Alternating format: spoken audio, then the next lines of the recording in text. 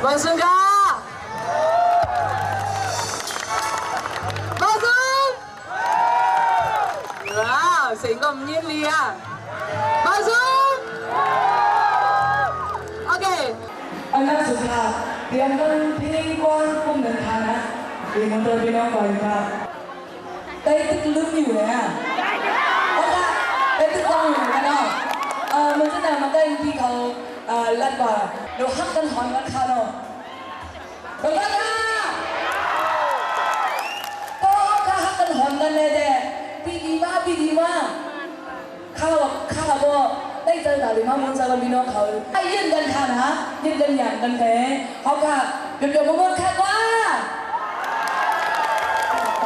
Đây cái con này